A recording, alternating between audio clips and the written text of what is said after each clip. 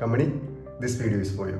നീ വലുതാവുമ്പോൾ, നീ വളർന്ന് വലുതാവുമ്പോൾ നിനക്ക് സ്വന്തമായിട്ടൊരു യൂട്യൂബ് വീഡിയോ സെർച്ച് ചെയ്ത് അതിൻ്റെ കോണ്ടൻറ്റ് മനസ്സിലാക്കാൻ പറ്റുന്ന പ്രായം പക്വതയാവുമ്പോൾ നീ നോക്കണം മാമൻ എങ്ങനെയാണ് മാമൻ്റെ മിഴിമോളെ ആദ്യമായിട്ട് കണ്ടതെന്ന് ഉള്ളതാണ് ഈ video. And this video is entirely for you. അവരവിടുന്ന് രാവിലെ ഒരു 8 മണി ആയപ്പോഴത്തേനും, അതായത് UK ടൈം 8 മണി ആയപ്പോഴത്തേക്കിനും അവരവിടുന്ന് തിരിച്ചിട്ടുണ്ട്. അതായത് നമുക്കിപ്പോൾ സമയം ഓൾമോസ്റ്റ് 5:30-6 മണി ആയിട്ടുണ്ട്.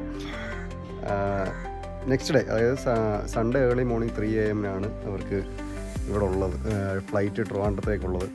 കമ്പനിയുടെ ആദ്യത്തെ ഫ്ലൈറ്റ് എക്സ്പീരിയൻസ് എങ്ങനെയാണെന്നൊന്നും അറിയത്തില്ല. കാരണം ഫ്ലൈറ്റിൽ കയറിയിട്ട് ഞാൻ ഇതുവരെ ചേച്ചിയുമായിട്ട് കോൺടാക്ട് ചെയ്തിട്ടില്ല. കരച്ചിലായിരിക്കും, ഒബ്വിയസ്ലി കരച്ചിലായിരിക്കും. കയറുന്നതിന് മുമ്പായിട്ട് ഷെയർ ചെയ്ത ഫോട്ടോയിലൊക്കെ നല്ല ഉറക്കമായിരുന്നു. എന്നിട്ട് ഇതിനെ എങ്ങനെയാണ് വരുന്നതെന്നൊന്നും ഒരു പിടുത്തമില്ല. എന്നെ കാണുമ്പോൾ എന്തായിരിക്കും റിയാക്ഷൻ? കരച്ചിലായിരിക്കും, ഒബ്വിയസ്ലി അറിയാതെ. നീ ഏതാ എന്നാണ് ആയിരിക്കും ചോദിക്കുന്നത്. മക്കളെക്കാൾ കൊച്ചുമക്കളെന്ന് അതിപ്പോൾ എനിക്ക് അത് ഇപ്പോഴാണ് എനിക്കത് മനസ്സിലായത്. ആണോ? മനസ്സിലായോ? ഭയങ്കരമായിട്ട് അമ്മൂമ്മ എപ്പോഴാണ് മനസ്സിലായത്. മക്കളാണോ വലുത് കൊച്ചുമക്കളാണോ എന്ന് ചോദിച്ചാൽ കൊച്ചുമക്കളാണ് വലുത് മക്കളേക്കാൾ. ആണോ? അപ്പോൾ പ്ലാൻ എന്താണെന്ന് വെച്ചാൽ ഇവിടുന്ന് നമ്മളെല്ലാവരും കൂടെ ഒരുങ്ങി നേരെ ചേട്ടൻ്റെ വീട്ടിലോട്ട് പോകും. ചേട്ടൻ്റെ വീട് ആയൂരാണ്, വയ്യാനം. അപ്പോൾ അവിടെ ഒരു 1.5, അതായത് 1.5 മണിക്കൂർ ഡ്രൈവേ ഉള്ളൂ ട്രിവാൻഡ്രത്തോട്ട്. അപ്പം ഏർലി മോർണിംഗ് ഞാനങ്ങ് പോയി അവരെ പിക്ക് ചെയ്തുകൊണ്ട് തിരിച്ചു വരും. അപ്പോൾ എല്ലാവർക്കും കൂടെ 2 ഫാമിലിക്കും കൂടെ ഒരുമിച്ച് അവിടെ മീറ്റ് ചെയ്യാം. അപ്പോൾ ഇപ്പോൾ സമയം ഓൾമോസ്റ്റ് ഒരു 12 മണി ആയിട്ടുണ്ട്. അപ്പോൾ അവർ ദുബായിൽ നിന്ന് കോൾ ചെയ്തിട്ടുണ്ട്. 3-3:30 ആകുമ്പോഴത്തേക്കും നമുക്ക് ട്രിവാൻഡ്രത്ത് ലാൻഡ് ചെയ്യും. അപ്പോൾ ഇവിടുന്ന് ചേട്ടൻ്റെ വീട്ടിൽ നിന്ന് ഞാൻ ചേട്ടൻ്റെ കാർ എടുത്തിട്ടാണ് പോകാൻ. അതിനകത്താണ് കുറച്ചുകൂടെ ബൂട്ട് സ്പേസ് ഒക്കെ കൂടുതലുള്ളത്.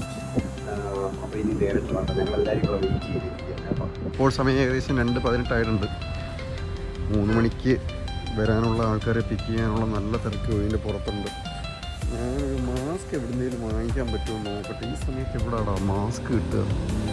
അങ്ങനെ മാസ്ക് കിട്ടിയിരിക്കുകയാണ് സുഹൃത്തുക്കളെ. അപ്പോൾ ഇനി ചുമയുടെ വിഷയം വലുതായിട്ട് എഫക്റ്റ് ചെയ്യൂല എന്ന് പ്രതീക്ഷിക്കുന്നു. ഈ സമയം ഞാൻ ആ തൊപ്പി എടുക്കാൻ മറന്നുപോയി. തൊപ്പി ഉണ്ടായിരുന്നുണ്ടെങ്കിൽ ആ ചുമ അധികം വരില്ലായിരുന്നു.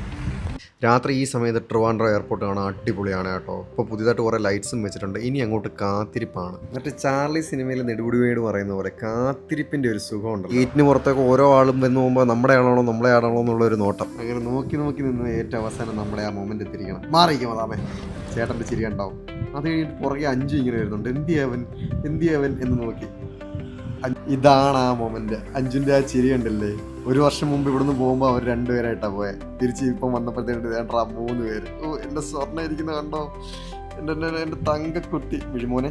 നമ്മൾ ഇങ്ങനെയാണ് മീറ്റ് ചെയ്തത് ആദ്യമായിട്ട്. തട്ടത്തിമറയത്ത് നിവിൻപോളി പറയുന്ന പോലെ ചുറ്റിനുള്ളതൊന്നും കാണാൻ പറ്റിയില്ല. ഞാൻ ആ ഒരു മൊമെൻറ്റിൽ അങ്ങ് ലയിച്ചു പോയി. ലാൻഡ് ചെയ്ത് പുറത്തിറങ്ങി വന്നപ്പോഴത്തേക്കിനും ചേട്ടനും ചേച്ചിക്കും ബ്രീത്തിങ്ങിന് ചെറിയൊരു സഫോക്കേഷൻ ഉണ്ടായിരുന്നു.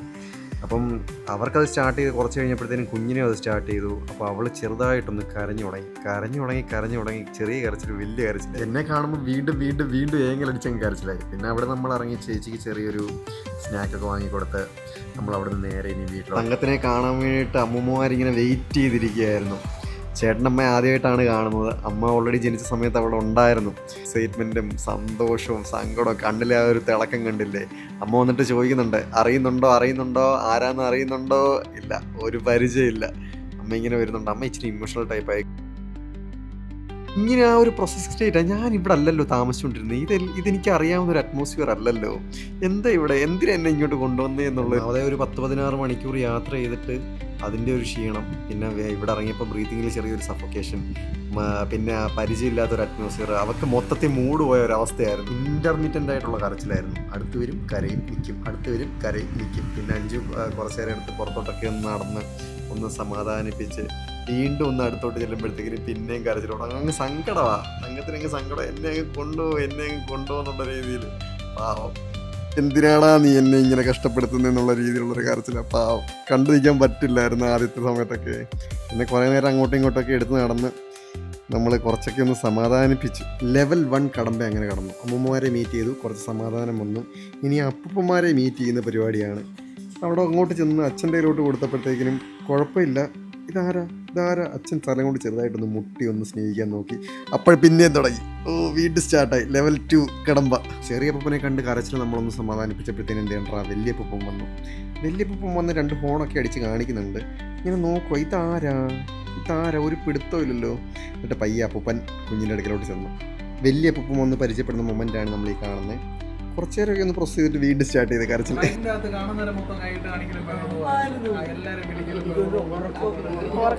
ഉറക്കത്തിൻ്റെ ഈ മൊമെൻ്റാണ് മോൻ്റെ വയ്യാനത്തെ വീട്ടിലോട്ട് ആദ്യമായിട്ട് കയറുന്നത്. UK വന്ന് ആദ്യമായിട്ട് കയറുന്നത്. ഇനി വിശാലമായിട്ടുള്ളൊരു ഉറക്കം, ക്ഷീണം മാറ്റണം. അത് കഴിഞ്ഞിട്ട് Day 2. ഉറക്കത്തിൻ്റെ ക്ഷീണമൊക്കെ മാറി എല്ലാവരുമായിട്ടൊന്ന് സിങ്കായി വരുന്ന ദിവസം Day 2. പയ്യെ എല്ലാവരും ഒബ്സർവ് ചെയ്യുന്നുണ്ട്. നമ്മൾ ഒരു UK സ്റ്റൈലൊക്കെ വിട്ടിട്ട് കേരള സ്റ്റൈൽ പിടിച്ച് ഒരു പായൊക്കെ വിരിച്ച് അതിൻ്റെ മുകളിലൊരു കളിപ്പാട്ടൊക്കെ വെച്ച് ഇങ്ങനെ ഓരോരുത്തരും ഇങ്ങനെ നോക്കി കാണുന്നുണ്ട് എൻ്റെ തങ്കം. ഞാൻ പയ്യെ പുറകിൽ കൂടെ വന്നൊരു വീഡിയോ ഒക്കെ എടുക്കാൻ നോക്കി. പക്ഷേ എന്നോട് മാത്രം അങ്ങോട്ടൊന്നും ഒരു അടുപ്പം തോന്നുന്നില്ല, അടുക്കുന്നില്ല എൻ്റെ അടുക്ക്. അമ്മയുടെ അടുക്ക് ചെന്നിരുന്ന് അങ്ങോട്ട് ചാട്ടവും കളി അങ്ങോട്ട് തുടങ്ങി. അമ്മയായിട്ട് പെട്ടെന്ന് അങ്ങ് സിങ്കായി. കാരണം അമ്മ ആദ്യത്തെ 6 മാസം അവിടെ ഉണ്ടായിരുന്നല്ലോ. അപ്പം അതിൻ്റെ ഒരു ചെറിയ അടുപ്പം ആയിരിക്കും, അറിഞ്ഞുകൂടാ. അമ്മയായിട്ട് പെട്ടെന്ന് അങ്ങ് അടുപ്പം. പയ്യെ എല്ലാവരുമായിട്ട് അങ്ങ് പയ്യെ അങ്ങ് സിങ്കായി തുടങ്ങി എൻ്റെ തങ്കം. ഞാനായിട്ട് മാത്രമേ ഉള്ളൂ. കാരണം വന്നിറങ്ങിയപ്പോൾ ആദ്യം കണ്ടത് തന്നെയാണ്. നീയായിട്ട് ഒരു കമ്പനിയും വേണ്ട, നീയാണ് എന്നെ ഇവിടെ കൊണ്ടുവന്ന് ഇവിടെ പെടുത്തിയേക്കുന്നത് എന്നുള്ള രീതിയാണെന്ന് തോന്നുന്നു. അതുകൊണ്ട് എന്നോട് അടുത്തില്ല. കരച്ചിലും സങ്കടമൊക്കെ ഒന്ന് ഒതുങ്ങിയപ്പോഴത്തേക്കും ഇനി കിച്ചുമോനെ കാണാൻ പോകുന്ന മൊമെൻ്റാണ്. നമ്മൾ പ്രതീക്ഷിച്ചതിൽ നിന്ന് വിപരീതമായിട്ടാണ് സംഭവം നടന്നത്. കിച്ചുവിനെ കാണുമ്പോൾ കരയുമെന്ന് വിചാരിച്ചു. പക്ഷെ കിച്ചുവിനെ അവൾക്ക് അങ്ങ് ഇഷ്ടപ്പെട്ട്. കിച്ചുവിൻ്റെ വാലാട്ടം കണ്ടില്ല.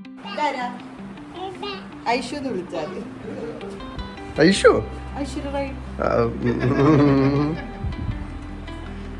അതാരാ? ദാദയോ? ദാദാ സാഹിബ്?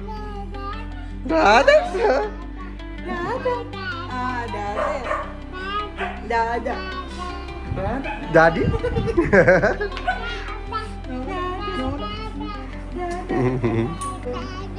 ഡാഡല്ല, മാമൻ. മാമൻ മാമൻ മാമൻ മാമ. ഇവിടെ ഞാൻ ദാദാ. മാമ മാമ മാമ ചേട്ടാണ് വിളിക്കുന്നത്. ശരിയാ, കണ്ടോ, കൊച്ചിനറിയാം. It's day 7 from landing. നമ്മൾ ഇങ്ങനെ അടുത്ത് പോയിരുന്നാലും വലിയ പ്രശ്നമില്ലാത്ത